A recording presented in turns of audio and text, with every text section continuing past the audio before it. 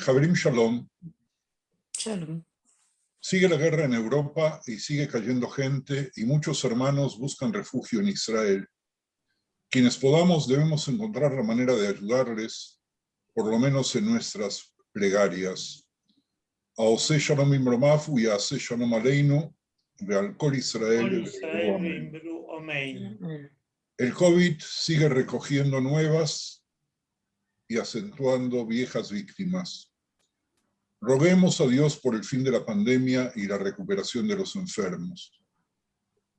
Deseemos consuelo a las familias que han perdido, como ayer mismo, un niño de apenas 6 años en México, niño que es familiar muy cercano de una de nuestras fieles seguidoras de Toro Shiurim por Facebook. Queridos Javerim y Javerot, nos vamos acercando al fin de este ciclo que todavía no sé cuándo se producirá.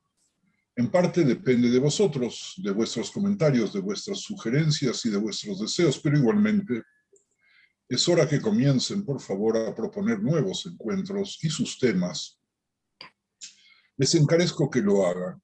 Creo que hoy ya es bueno que revisemos juntos si logramos o no los principales objetivos de los encuentros de Shira Shirim. La primera evaluación debe hacerse ya y nos invita a profundizar más la Torá y conocerla a fondo. Lo estamos logrando. Javerim Javerot, la Torá es un fragmento de cultura material en el corazón de los rituales y de las prácticas. Cuando en el análisis idiomáticos de los textos encontramos una imperfección en el Tanaj como literatura, atestiguamos justo en el error su auténtica perfección. Nos olvidamos a menudo que a veces los defectos aparentes pueden ser muy buenos y que la perfección y su búsqueda conllevan tantas veces al fracaso. Lo veremos más adelante cuando analicemos a los jardines y a su diseño en la historia y la geografía. No necesariamente los jardines perfectos son los jardines reales. Así lo estamos viendo en Shira Shirim. Sus aparentes fallas son su virtud. Por ello, y no paradójicamente, su seducción literaria es tan real. Otro subtema es la Torá escrita y oral, la que la tradición rabínica sitúa en el centro del judaísmo. Este último es el judaísmo para algunos maestros y garantiza su verdad. Si la Biblia es accesible a todos, el espíritu de la ley, la Torá oral, la Mishnah, la Gemara, queda como patrimonio exclusivo de nuestro pueblo. Los objetivos del estudio de Shira Shirim, nuestros objetivos, mis objetivos fueron mucho más humildes. El primero es devolvernos, Javerim, a todos nosotros, amantes del Tanaj, el Shira Shirim tan poco estudiado, para que regresen a él una y otra vez desde nuevos sesgos y nuevas aristas. Y en el contexto más amplio, revisar, así sea de pasada, las Megilot, el resto de las Megilot, y los Ketuvim que no siempre llegan a ser estudiados.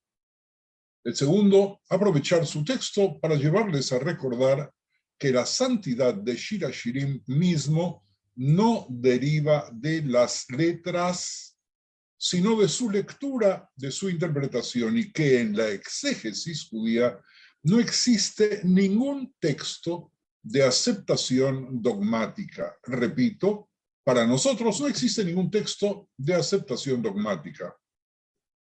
Por lo tanto, todo puede y debe ser estudiado en las infinitas opciones de la metodología talmúdica y midrashica que permiten múltiples lecturas e interpretaciones.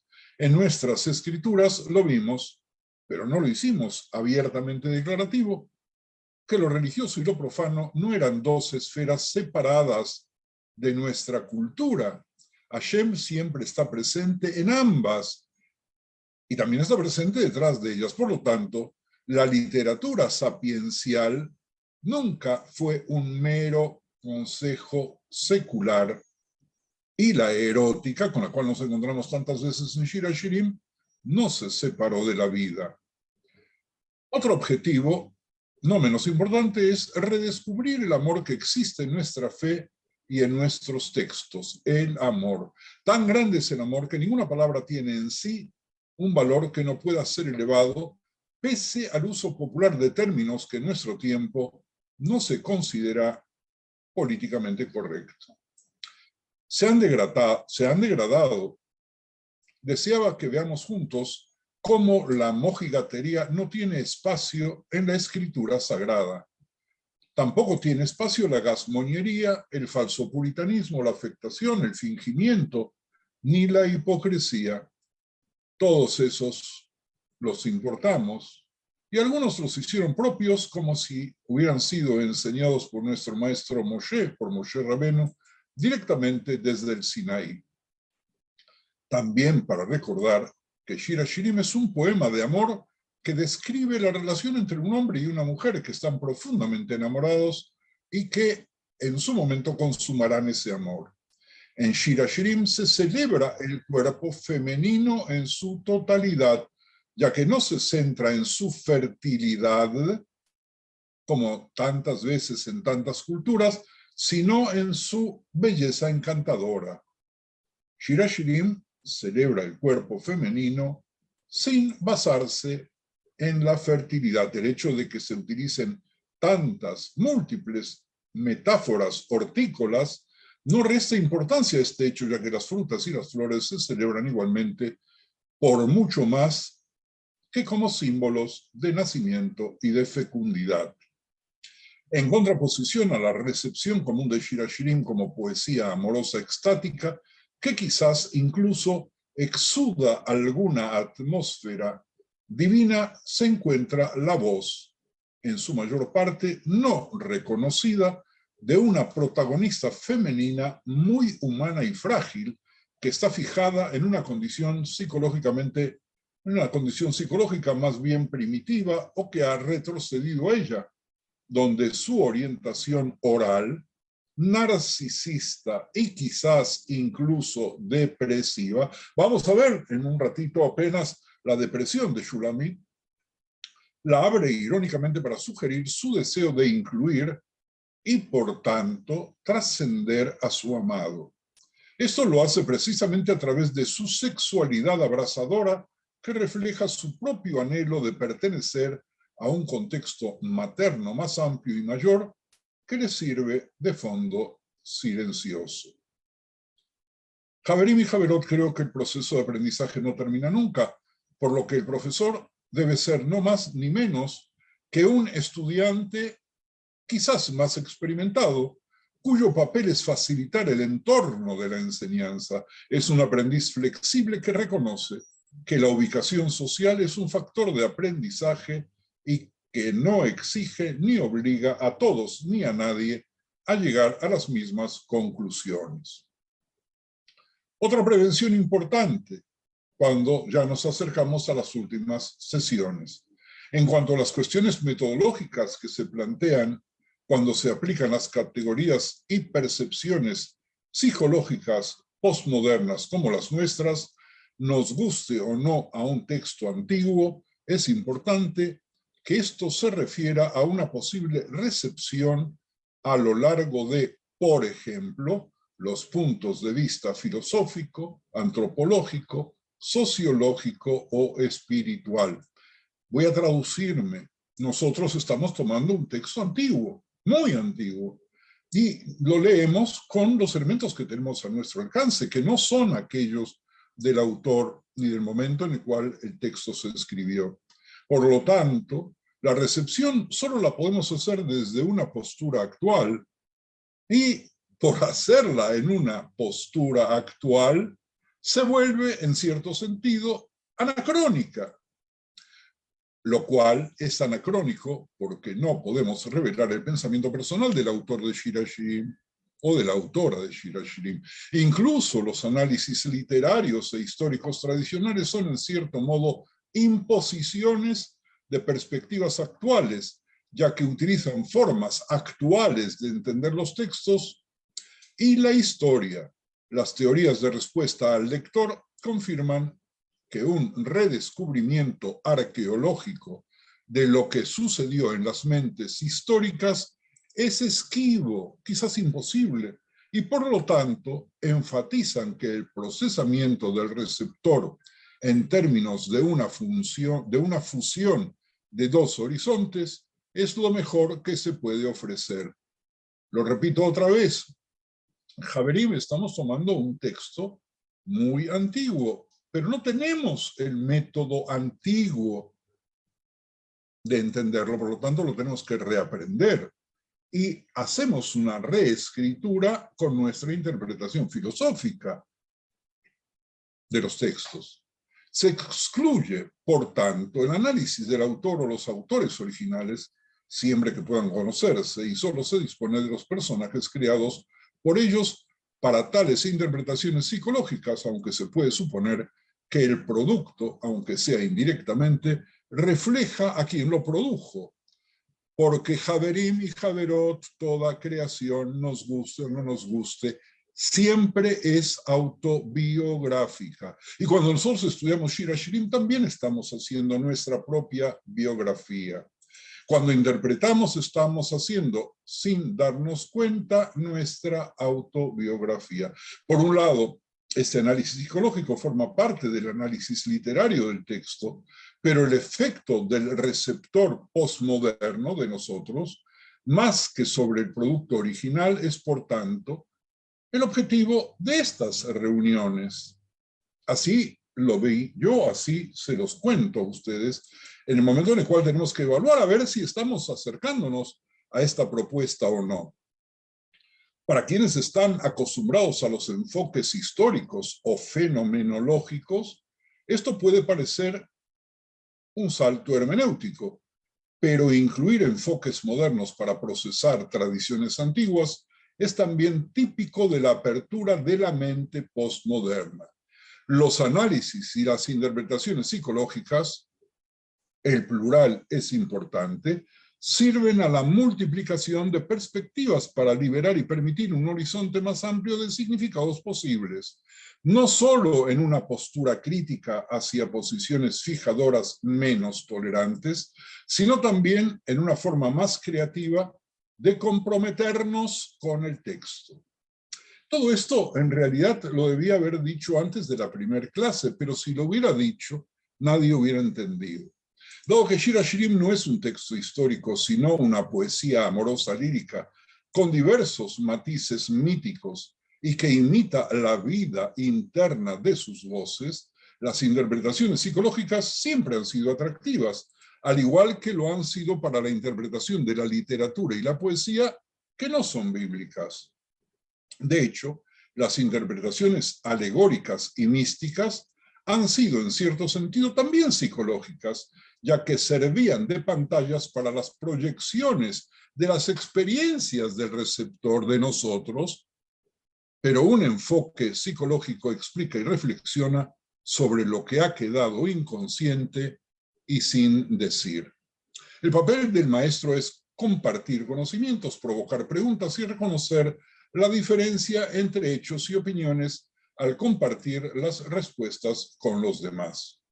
Una confesión de lo que me sucede a mí y de lo que siento es fundamental, que quien enseña se conozca un poco, por lo menos a sí mismo, tarea que no tiene fin, que sepa lo que le motiva a la hora de elegir un tema y de optar cómo metodológicamente enseñarlo. Por ejemplo, elegí hablar con ustedes sobre Shir HaShirim porque me apasiona el texto y he pasado tiempo preparándolo. También creo que Shir HaShirim merece la atención porque en esta generación muchos judíos estudiosos y no estudiosos reciben las costumbres sexuales como una serie de prohibiciones, como una serie de imágenes negativas, nada de lo cual está contenido en Shir HaShirim, ni tampoco en el judaísmo de raíz. Además, si el aprendizaje, Javerim y Javerot, no tiene aplicación a posteriori, no es útil. Creo que el debate y las preguntas son parte integrante de la experiencia de aprendizaje.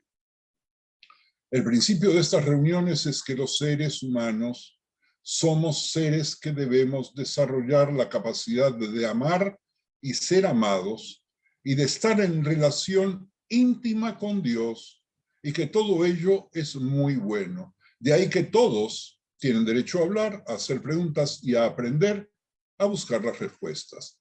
Los objetivos explícitos de estos shiurim son, por lo tanto, proporcionar un conocimiento práctico del contexto histórico, la estructura literaria y la experiencia sensorial de los sentidos del Shir HaShirim.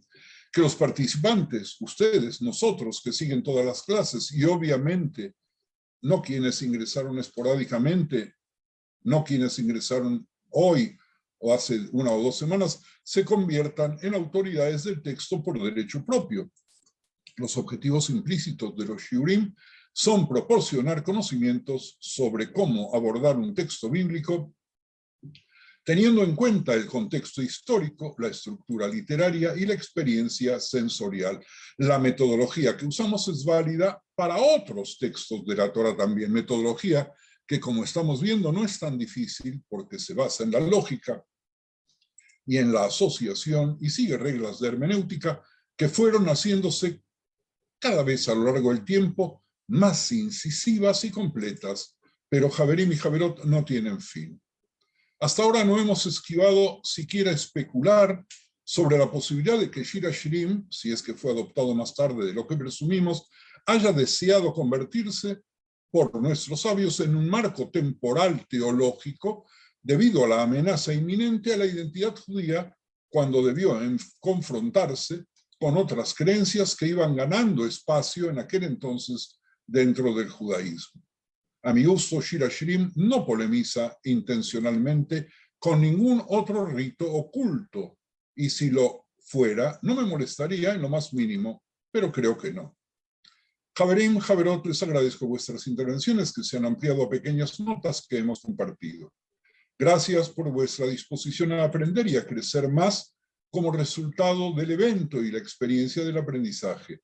Al poder apreciar la naturaleza a veces picante del texto y tener un buen sentido del humor al respecto. No se olviden de enviar propuestas de otros cursos. Obviamente, si desean seguir estudiando en un marco como este. No he visto si está el maestro Francisco Osorio Acevedo, porque antes de empezar con el texto, quería invitarlo como investigador y como miembro de la Jabruta, que nos presente una de sus joyitas que tiene. Vamos a usar un ejemplo de lectura. Olvídense ahora de los objetivos. Vamos a tomar un ejemplo de lectura postmoderna y psicológica de un pasuk que ya habíamos visto. Cuando lo vimos, pensamos que lo habíamos agotado. Pero miren ustedes, parte del cuerpo en Shir HaShirim sugieren oralidad. La primera parte del cuerpo mencionada en Shir HaShirim, Pihu, su boca, en el capítulo 1, pasuk 2, es la boca del amante, del amado masculino. Es la primera expresión de admiración y por tanto de atención por parte de la amada y sobre su impacto sensual y físico en ella. A esto le sigue inmediatamente la adoración de los atributos aparentemente no físicos de su nombre, implicando de nuevo lo que está en labios de ella, sin nombrarla. Por ejemplo, la palabra midbarej, es decir, tu boca. Miren ustedes en el capítulo 4, pasuk 3. Tus labios son rojos como hilos de escarlata y encantadoras tus palabras. Tus mejillas son 2 gajos de granada escondidos tras su velo. Es decir, volvemos una y otra vez al segundo pasuk del capítulo 1. Miren ustedes cómo dice en hebreo, Kehut ashani siftotaich, umidbarech nave, kefela harimon rakatech, mi beat letzamatech. Es muy difícil traducir esta poesía como lo hemos intentado. Y esa boca sugiere varias funciones. Las obvias del primer pasuk son besar y hablar. En el caso de la mujer, un profesor de Antiguo Testamento y hebreo, llamado Klinetsky, considera que la boca femenina, al igual que la vagina, es el símbolo de la contención femenina. Siftotaich, tus labios, y sus variaciones morfológicas son Kehut Ashani, como un hilo de escarlata, en el capítulo 4, pasuk 3, y el goteo en el Perek 4, pasuk 11. Escuchen el goteo. Como panal de miel destilan tus labios, oh esposa, oh amada, miel y leche hay debajo de tu lengua, y el olor de tus vestidos como el olor del Líbano. Oigan cómo suena precioso en Ivrit, y qué Ivrit maravilloso tiene Shir Hashirim. Nofet titofna siftotaich kala, דבש וחלב תחת לשונך, וריח שלמותייך כריח לבנון. Veamos el capítulo 5, pasuk 13, el capítulo 7, pasuk 10, expresado con los verbos dovef, titofna, notfot, respectivamente. En 4.2 y 6.6 también se menciona shinaich, tus dientes, que son alabados por su blancura, lejiki, para mi paladar, o si quieren ustedes, para mis encías.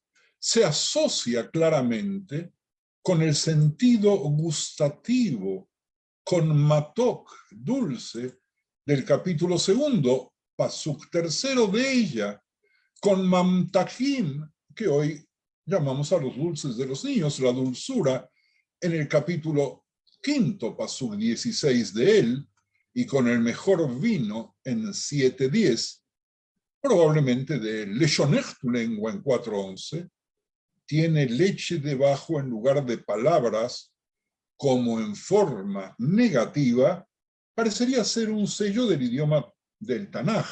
Aparece en Teilim 10.7, pero en un sentido completamente negativo. Oigan bien Teilim 10.7.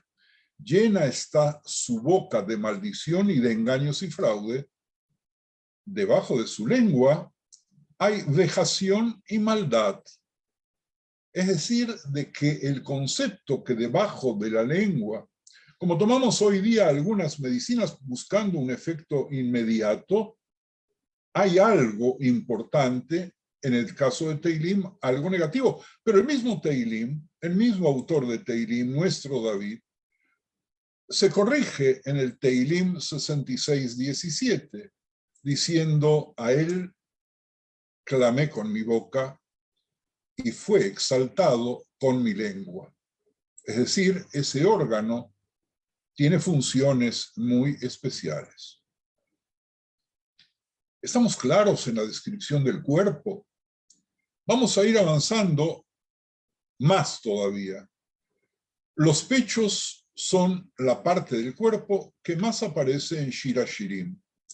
Esto se sugiere a través del doble sentido de dodeja. Dodeja, dodi, dot como amor, dodeja como pecho. En 1.2 ya mencionada explícitamente por una palabra diferente, Shaddai, mis pechos, por la propia amada en 1.13, y luego como Shaddai, tus pechos en 4.5 y 7.4, ambos por el amante, utilizando frases casi idénticas, comparándolos con dos corderos de gacela, de nuevo en 7.8 y 7.9, por el amante, comparándolos con la fruta en 8.1, pero la fruta en 8.1 refiriéndose a los pechos de su madre, y en 8.8 y 8.10, donde sus hermanos se preocupan por su inmadurez, la falta de desarrollo físico.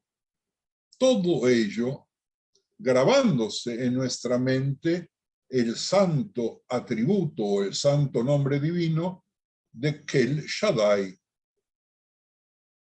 Haverim Haverot, como primer objetivo, como primer objeto de amor en la vida, los pechos se relacionan claramente con la etapa más temprana revivida en la nostalgia a través del resto de la vida posterior. Los pechos tienen obviamente connotaciones orales, como adelantamos hace pocos minutos, tanto para el bebé que es amamantado, como para los besos del amante. Hasta aquí la primera muestra.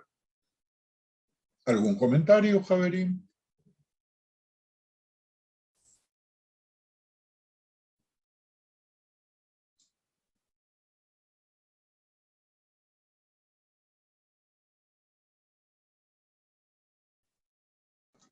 No estoy viendo a nadie, Raf. Yo sé que resulta muy difícil elaborar todo este material que les acabo de dar, incluso salteando de capítulo en capítulo, de pasuk en pasuk, partiendo de elementos del cuerpo que cuando nosotros decimos Shira Shirim o cuando nosotros cantamos Shira Shirim, ni nos damos cuenta de lo que estamos diciendo y mucho menos podemos hacer una relación tal cual como lo hemos intentado de hacer ahora. Espero que puedan elaborarlo, por eso estoy haciendo este comentario antes de entrar a otro ejemplo, para que cada uno pueda deglutir mejor lo que vimos cuando analizamos la boca, cuando analizamos los pechos. Vamos a otro ejemplo. Con la receptividad viene la otra cara de la moneda, es decir, el aferramiento a lo que se considera posesión. La necesidad de poseer a su amante es, de hecho, su propia necesidad de ser poseída por él y, por tanto, por alguien que la posea en todo su cuerpo y en toda su alma. ¿Y cómo se expresa eso? ¿Y dónde se expresa eso? En el segundo capítulo, Pasuk 6. Smoló tajat leroshi, vimino tehapkeni. Que su mano izquierda esté bajo mi cabeza y su mano derecha me abrace. ¿Y qué pasa 6 capítulos más adelante en el Perek 8, Pasuk 3? Smoló tajat roshi, vimino tehapkeni. Que su mano izquierda esté bajo mi cabeza y su mano derecha me abrace, donde la figura estilística del merismo, el merismo en español casi no se usa, es la figura retórica por la que se hace referencia a una sola cosa mediante una frase convencional que enumera varias de sus partes o que enumera varios sinónimos de la misma cosa, incluye todo lo que está entre los dos extremos, enfatizando así sutilmente el tema de la absorción total de nuevo. Hemos visto estos dos psukim, son casi iguales. Hay una sola letra que los distingue. Uno tiene la tentación de asociar la palabra dod, amado, amante, con dud, que en español tenemos que traducir como receptáculo, aunque es traducido mayoritariamente como cesta, y en el hebreo moderno, el dud shemesh, que es el receptáculo de agua que se va a calentar con los rayos del sol. Y vemos sus derivados en Melahim 2, en el segundo libro de Melahim, 2 Reyes 10, 7, en Irmiau 24, 1 y 2, ya que estas palabras tienen sonidos similares y podrían estar fácilmente vinculadas en el inconsciente, de la misma manera que lo activo y lo pasivo no están tan claramente separados en el inconsciente. Vamos a repetir las palabras dot, dut, amado, amante, receptáculo, cesta. Están asociados. No son las mismas palabras, se escriben igual, se pronuncian prácticamente igual. Aparte de los estribillos principales de Shir HaShirim 2.7, de 3.5 y 8.4, hasta cierto punto también 5.8, también hay otros estribillos, como por ejemplo 2.16. Dodi li va'ani lo arroe bashoshanim. Mi amado es mío y yo soy suya. O en 6.3. Ani le dodi vedodi li. Soy de mi amado, amante, y mi amado es mío. Y en 7.11. Ani le dodi vehalai teshukato. Soy de mi amante amado y su deseo, su pasión, es para mí. La inversión comunica eficazmente el sentido de igualdad y posesión mutua. Sin embargo, Javerim y Javerot, la posesión no es más que un aspecto, perdónenme que se los diga, la posesión no es más que un aspecto del narcisismo. Intentaremos ver ahora, si ustedes quieren, si me permiten, los rastros narcisistas de Shir HaShirim.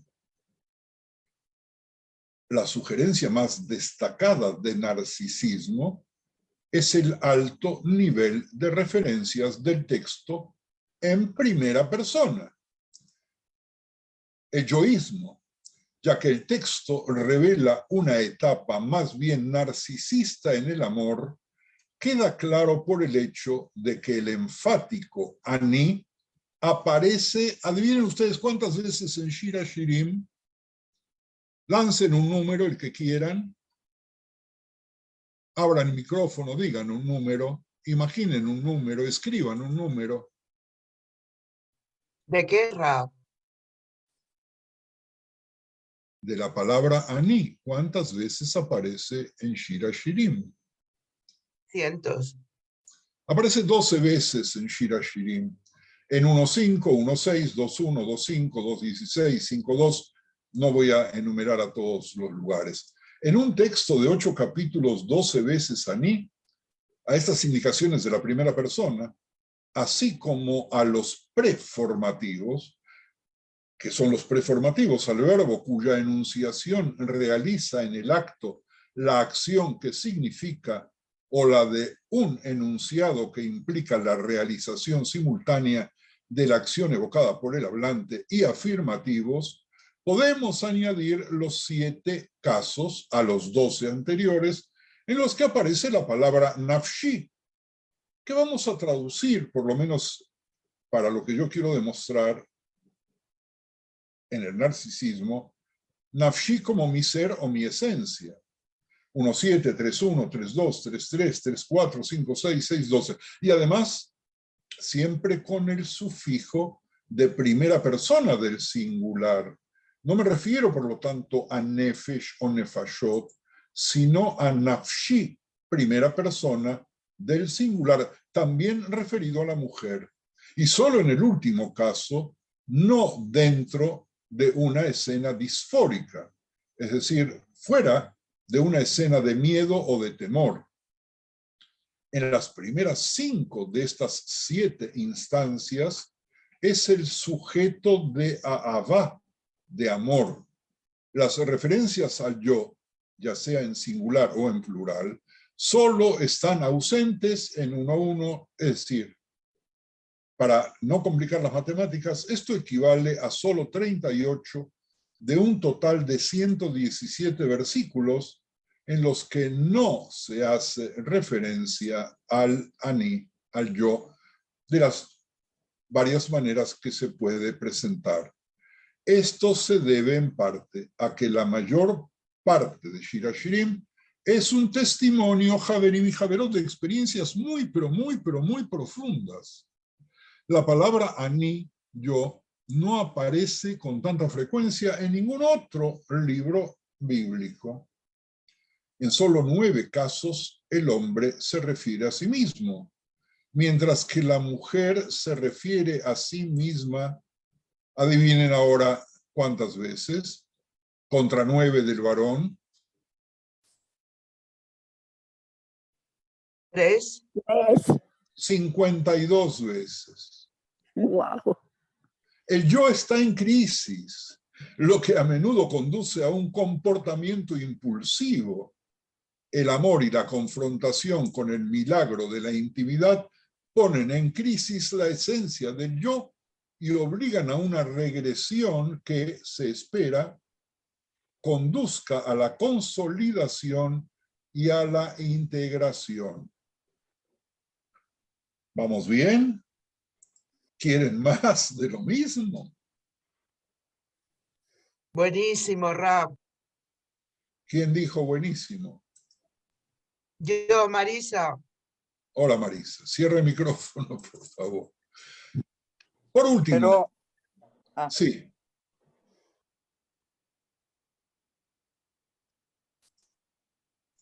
Continúa, Raf. Ok. Por último, estudiemos las tendencias depresivas en el texto. Vamos a las tendencias depresivas, porque Shir HaShirim, como la vida, tiene tendencias depresivas. Junto a la atmósfera general de celebración y éxtasis que se desprende del Cantar de los Cantares, hay también cierta tensión que subraya la mente perturbada de la mujer. Esto ya quedó claro en la abrumadora mayoría de las autorreferencias dentro de contextos disfóricos de temor mencionados anteriormente. En Shir HaShirim estamos hablando de la realidad de Shir HaShirim, estamos hablando de la Shulamit. Como antídoto a estos conflictos internos, ella, la mujer, recurre a ver la realidad en términos de polaridades que son típicas del estado de locura amorosa, que es el único instrumento que tiene para expresar la intensidad de sus sentimientos. Cosa maravillosa, el poder recurrir a polaridades para poder expresar la intensidad ilimitada de los sentimientos amorosos. Eso también es típico de la racionalidad de la pubertad, como estrategia para orientarse en el aparentemente caótico océano de experiencias excitantes que quien fue adolescente sabe cuán perturbadoras pueden llegar a ser. ¿Respiramos? Respiramos. O por lo menos, permítanme respirar por un instante. En Shir HaShirim no solo se yuxtaponen jardines y desiertos, sino también montañas y valles, ascendentes y descendentes, masculinos y femeninos. El estilo fragmentado puede cambiar repentinamente de persona y también puede cambiar, pasando al plural, cuando se insinúa una experiencia cumbre, como apenas en el inicio, en el capítulo 1, Psukim 2.4, o si él me besara con ósculos de su boca, porque mejores son sus amores que el vino, por el olor de tus suaves ungüentos. Ungüento derramado es tu nombre. Por ello, las doncellas te amaron. Llévame en pos de ti, correremos en plural. El rey se metió en sus cámaras. Nos gozaremos y alegraremos en ti. Nos acordaremos de tus amores más que del vino. Los rectos te aman. Habíamos empezado en singular, ya estamos en plural. Síganme, por favor. También hay pensamientos sobre la muerte en la mente de la mujer. Tan fuerte es el sentimiento. Va a los extremos. Así lo afirma explícitamente. Ki haza hamavet aava, kasha ki sheol kina. porque fuerte como la muerte es el amor, tan radical como Sheol es la pasión, en el capítulo 8, pasuk 6. Ella, la amorosa, experimenta, sueña o fantasea no solo con sentirse desolada y buscar desesperadamente a su amor, a sus amores, en las calles, en el capítulo 3, 2:3. Me levantaré ahora y rodearé por la ciudad, por las calles y por las plazas. Buscaré al que ama mi alma. Lo busqué y no lo hallé. Pero me hallaron los guardas que rondan la ciudad y les dije, ¿habéis visto al que ama mi alma? Y en el capítulo 5, pasuk 6, sino también con fuerzas masculinas salvajes y voraces que la distinguen en 5:7. Me hallaron los guardas que rondan la ciudad, me hirieron, me llagaron, me quitaron mi manta de encima, los guardas de los muros. Javerim Javerot, el análisis estructural muestra que la segunda de las dos supuestas escenas oníricas difiere de la primera precisamente porque se trata de una fantasía que se hace añicos, cuantas veces nos sucede al comprobar la realidad, como si despertara la realidad.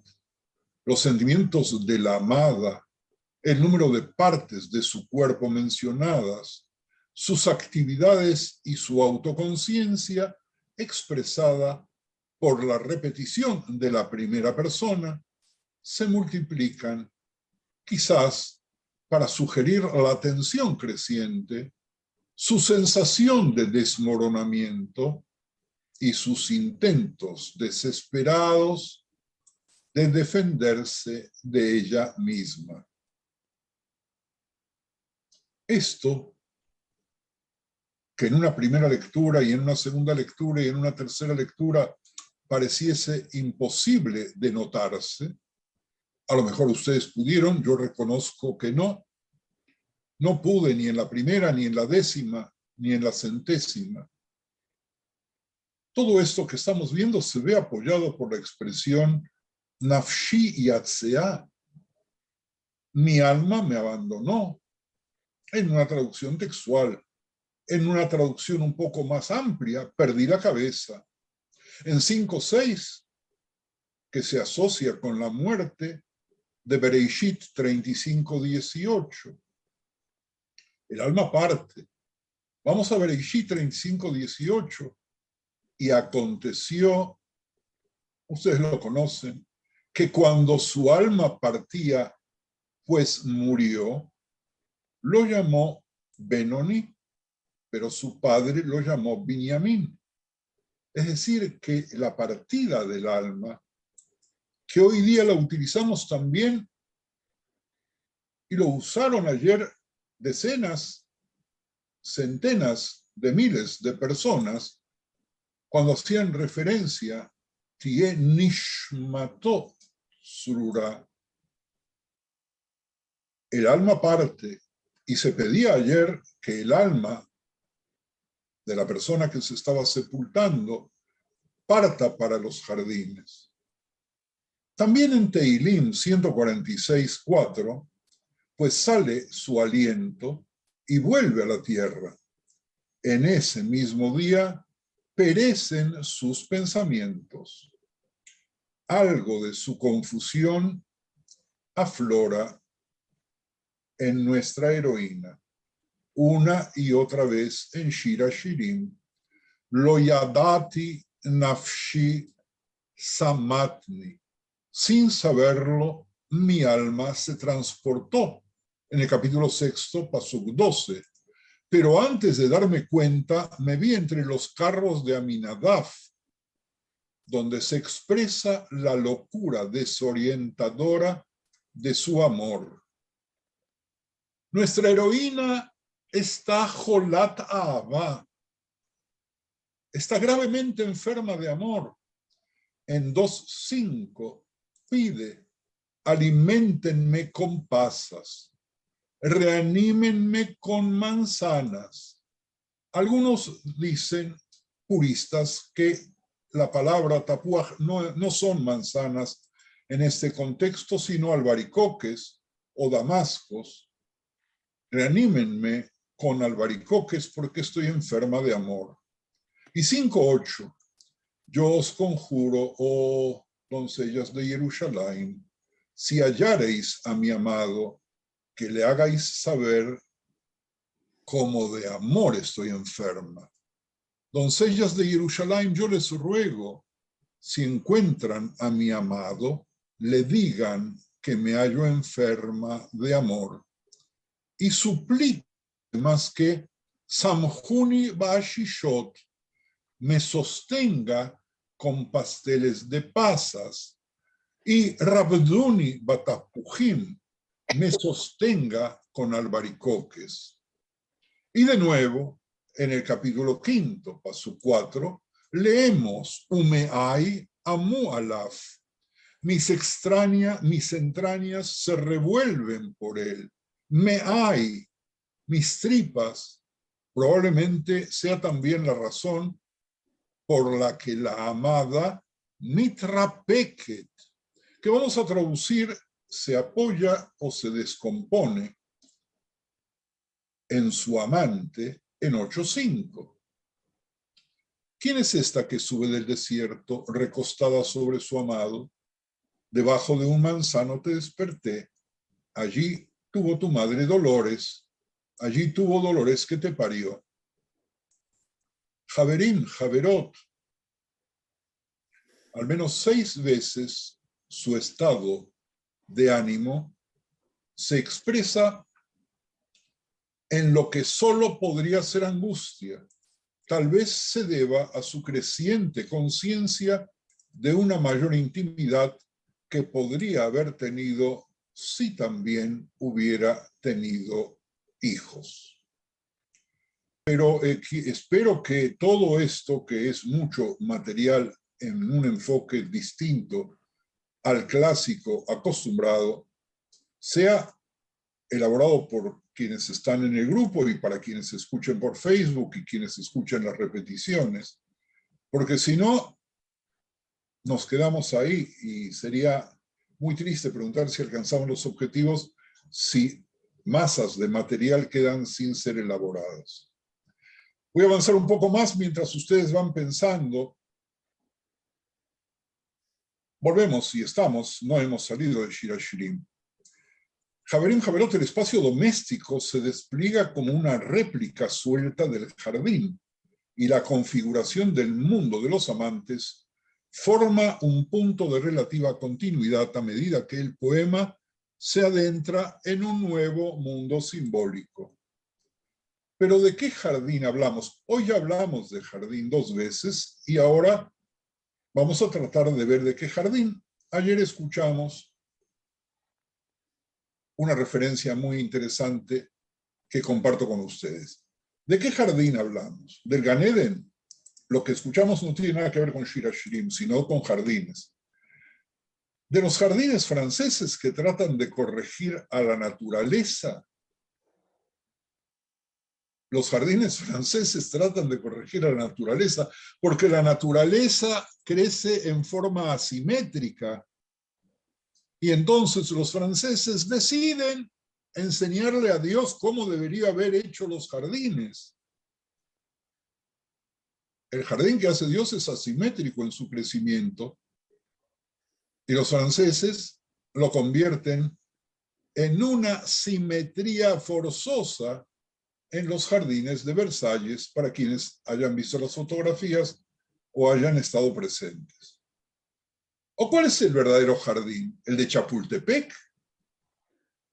Para los mexicanos. ¿O acaso los jardines londinenses, sin forma alguna, que a diferencia de los franceses invitan a las personas a caminar sobre sus gramas y sobre sus hierbas? Y nos tenemos que preguntar, ¿y qué jardín pisaba la Shulamita? Confieso que no sabemos. Como fuente principal de alimento, la vida vegetal habría asumido un valor temprano en la cultura. En Shir HaShirim se mencionan varias plantas, tantas plantas que tienen un número proporcionalmente mayor que en muchos otros libros bíblicos y más que el número y la frecuencia de la fauna. Parece que Shir HaShirim trae los cultivos que se asocian con el aspecto femenino y trae al ganado que se asocia con el masculino. Algunas plantas son afrodisíacas o contienen sustancias que inducen a alterados estados de conciencia como forma de experiencia religiosa.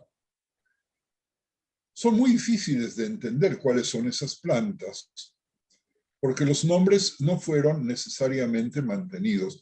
Algunos creen que las plantas mencionadas en 4.14, que traducimos como nardo y azafrán, caña aromática y canela, con todos los árboles de incienso, mirra y aloes, con todas las principales especias, tenían todas ellas usos medicinales o usos mágicos. Por lo tanto, al incorporarlas, se obtenían poderes adicionales, como en las supersticiones. Lo común a todas estas posibilidades es que fueron tomadas, probadas. El hecho de que el jardín como conjunto de plantas y espacio tan privado, íntimo y protegido para los amantes se mencione justo en el centro de Shir HaShirim, aunque es un lugar constante en la mayor parte del texto, parece ser significativo y podría referirse inconscientemente a la parte más íntima del cuerpo de la mujer, dirían algunos. Esto se ve reforzado por el hecho de que el jardín descrito en 4.12, oigan bien, 4.12, huerto cerrado eres, mi hermana, esposa mía, fuente cerrada, fuente sellada. Recordemos lo expresado sobre los diferentes jardines de nuestro tiempo, de qué manera se diseñan los jardines de las grandes ciudades. 5.1. Yo vine a mi huerto, oh hermana, esposa mía, cogido he mi mirra y mis aromas, he comido mi panal y mi miel, mi vino y mi leche he bebido. Comed, amigos, bebed, amados, y embriagaos. Ay, Javerim y Javeró, todo es tan exótico que solo el granado podría haberse encontrado en un jardín de la tierra de Israel, simbolizando así las fantasías que se producen sobre lo misteriosamente oculto o íntimo en las profundidades del cuerpo. De los numerosos frutos y sustancias vegetales que se mencionan en Shir HaShirim, muchos deben ser digeridos por razones nutricionales, medicinales o afrodisíacas, y quizás también fecundantes. Una lista de estas sustancias reforzará lo fuerte que es el subtexto oral de Shir HaShirim. Voy a hacer referencia a una o dos para otra vez invitarles a que puedan hablar, porque son muchas. Quinamón, canela, jarcón, cúrcuma o azafrán en 4.14, bater en 2.17 servían como condimentos hasta que apunte el día y huyan a las sombras. Tórnate, amado mío, sé semejante al gamo o al cabrito de los ciervos sobre los montes de Beter. Omegadim, que traducimos excelencia en 7.14, y comprí fruta también en 2.3, en 4.13, en 4.16, donde Megadaf es dulzura, dulcedumbre y dulzor. Y estos psukim se refieren a los mejores dones de la naturaleza Leashkalot como racimo de dátiles en 7, 8 y 9. Yo dije, subiré a la palma, asiré sus ramos, y tus pechos serán como racimos de vid, y el olor de tu boca como de manzanas, y tu paladar como el buen vino, que se entra a mi amado suavemente, y hace hablar los labios de los viejos, se asemeja a las estatuas polimorfas de algunas diosas de la antigüedad, de nuevo con connotaciones orales, para realzar su imagen de fertilidad y quizás para recordar su vínculo natural de los reinos animales y vegetales. Imágenes de estatuas polimorfas de diosas de la antigüedad que la Torá condena, que no desea, pero que en la corte de Shlomo fueron introducidas por sus innumerables mujeres. Vuelvo a detenerme, Javerim y Javerot, para invitarles a ver si podemos escucharles y podemos escucharnos. Hola. Sí, Jenny, adelante. No, bueno, hola, gracias. No, decir que hoy es el Día Internacional de la Poesía, entonces podemos festejar también el Shir HaShirim con el poema excelso, y se me hace muy interesante, o sea, el análisis psicológico psicoanalítico, porque, o sea, tendríamos entonces que decir que el amor o el deseo de amor con un hombre, con una mujer de pareja, es narcisista, egoísta, y que sí, efectivamente puede llevar a la persona, y eso me gustó mucho, a estos estados de euforia y depresión por el acercamiento y luego por el destete, ¿no? Que también de alguna manera es el amor con la madre, que yo nunca había pensado en Shir HaShirim como el amor con la propia madre, que es algo que hay que solucionar, digamos, para después acceder a tener la mujer a tener una pareja mujer, ¿no? Nada, se me hizo muy interesante, es lo único que quería comentar. Gracias, Pero Jenny. que el amor también es una enfermedad, eso es lo que está duro, o sea, eso lo decía alguien, el amor es una enfermedad, ¿no? Así es. Una especie de locura. Bien, gracias, Jenny. ¿Alguien más, Javerim? Sí, Marisa, ábrete el micrófono. Muchísimas gracias. Bueno, antes que nada quería comentar que yo vivo enamorada y que soy muy literal con las palabras. Me prohibieron de pequeña leer Shir HaShirim cuando yo cogí la Biblia muy joven, no cuando empecé a leer, pero casi. Y mi madre no me dejó leerlo hasta que tuve 14 años. Entonces, cuando lo leí por primera vez, lógicamente cogí la interpretación literal. Y al cabo de los años me encontré muchas interpretaciones, que si era el poema del amor de Israel con el Shabbat, de Dios con su pueblo, en fin, muchas diferentes. Y a mí me chocaba porque yo decía, la hermosura de estos versos tiene que ser verdad, como yo lo he sentido cuando lo leí por primera vez. Y ahora le agradezco mucho, Rab, porque me siento que me ha quitado un complejo, me ha quitado un complejo de culpabilidad, de sentirme culpable, de sentir Shir HaShirim como algo real, como algo a mi lado, como algo físico. Después también quería comentar que los pechos, claro, es usted un varón, yo he sido madre, Rab, entonces el pecho para mí con mi hijo también tenía un significado muy profundo porque era el ratito de estar con mi hijo, pese a que estaba mucho rato con él cuando era pequeño, pero ese rato era una intimidad colosal, o sea, no tiene parangón. Y también quería comentarle que bajo mi pobre imaginación, los jardines del Edén son asimétricos.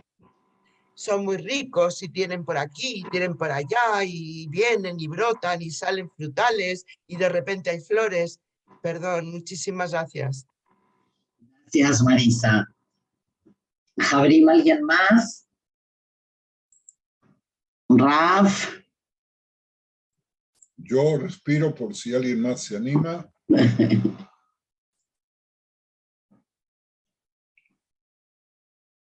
Alisa y Shmuel. Raf, quería preguntarte porque cuando hablabas del jardín, de los cultivos, de las plantas, e incluso el aspecto masculino con los animales y demás, yo veo también el placer. Es decir, no sé si en el narcisismo está el placer, en el vínculo, pero también el placer a pesar de la enfermedad e incluso el vínculo, digamos, con la muerte, ¿no? El amor como la muerte. Pero en todo esto de la naturaleza veo también el placer. ¿Es así? ¿No? La respuesta la tienen ustedes.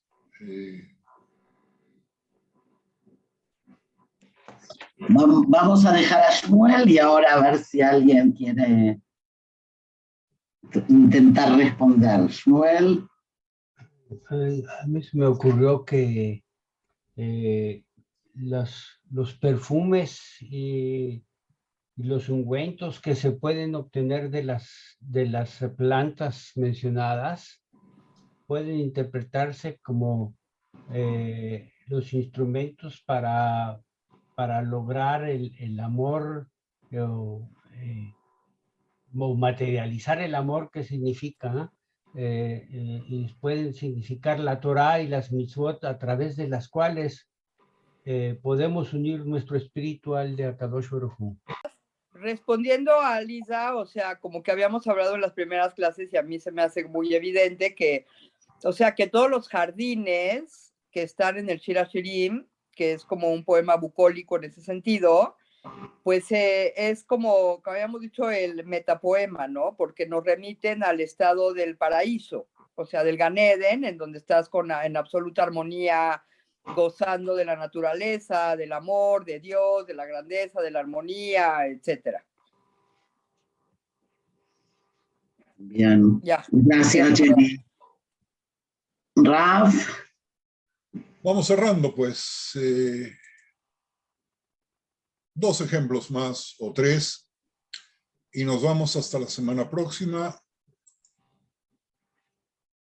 El ejemplo que quiero darles tiene que ver con la palabra besansinaf, que es agarrar tus tallos frutales en 7-9 y tu paladar como el buen vino que se entra a mi amado suavemente, que leímos hace unos minutos y hace hablar los labios de los viejos. Atapuaj, que ya vimos si es damasco, albaricoque o manzana. Varios estudiosos apoyan la traducción de otra manera porque, según ellos, las manzanas llegaron al Levante en una etapa posterior a Shir HaShirim. Rimón, la granada, en 4.3 y 6.7. Rimonim, granados, en 4.13, 6.11, 7.13. Rimoní, mi granada, en 8.2. Ya eran un símbolo sexual en los cantos matrimoniales sagrados de los sumerios.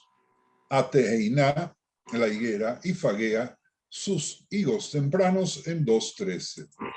Jitim, trigo, en 7.3, podría tener aquí connotaciones del sustento más básico de la subsistencia. Agefanim, las vides, de 2.13, 6.11, 7.9, 7.13 y Kerem, viña y sus derivados morfológicos, que aparecen 2 veces en 1.6, 2 veces en 2.15, 7.13, 2 veces en 8.11 y una vez en 8.12, son importantes para el Yain. Adudaim, las manzanas de amor, en 7.14, como paranomasia, que es la semejanza fonética que habíamos visto, de cualquier tipo entre 2 o más palabras, en especial cuando se diferencian solo en la vocal tónica, que recuerda a Dodi más adelante en el mismo verso y a Dodai en 7.13, de los motivos del amor y de los pechos, a los que podría parecerse, todos con connotaciones orales. Y una cosita más para cerrar. Al derivar de la misma raíz lingüística de estas palabras, y está referido esto también a Shmuel, se consideraban que las manzanas del amor, las mandrágoras, adudaim, tenían un valor afrodisíaco y de fertilidad, como en Bereishit 30, 14, 16, que todos conocemos. Rubén fue al campo en el tiempo de la siega del trigo, halló mandrágoras. Nunca supe lo que eran las mandrágoras, cuando tampoco sabía la palabra hebrea que las daba, y se las llevó a Lea, su madre, y Rachel le dijo a Lea, por favor, dame algunas de las mandrágoras de tu hijo. Ella respondió, ¿te parece poco que hayas tomado a mi marido para que te quieras tomar también las mandrágoras de mi hijo? Y Raquel dijo, entonces que duerma contigo esta noche a cambio de las mandrágoras de tu hijo. Y cuando Jacob volvía del campo al atardecer, recuerden, Lea salió a su encuentro y le dijo, tienes que unirte a mí porque ciertamente yo te he alquilado a cambio de las mandrágoras de mi hijo. Él durmió con ella aquella noche.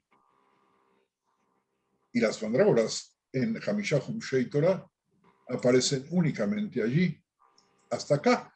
Y alguna vez escribí que la forma de sus raíces, grandes, carnosas y bifurcadas, se asemejan a la parte inferior del cuerpo humano, dando lugar a la creencia popular que promovían la fertilidad y también se utilizaban médicamente como narcótico y purgante. Bueno, paramos aquí porque se nos fue el tiempo y quiero decirles, Javerim, que todo lo que hemos visto hoy no contradice, sino sirve para ampliar las interpretaciones alegóricas, Javerim, que nosotros hemos estudiado en nuestros encuentros anteriores. ¿Este encuentro qué número es? 8, creo. 8, creo. 8.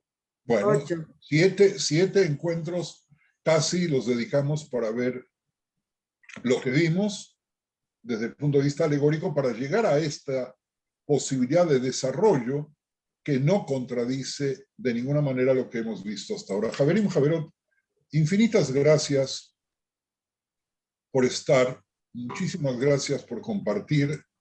Por favor, revisen el texto. Quien pueda escuchar otra vez muy lentamente este shiur y ver pasuk por pasuk, le va a resultar seguramente mucho más fácil entenderlo. Y que nos sirva también el estudio de Shir HaShirim también de esta manera como consuelo en el dolor de la guerra y de la muerte del COVID.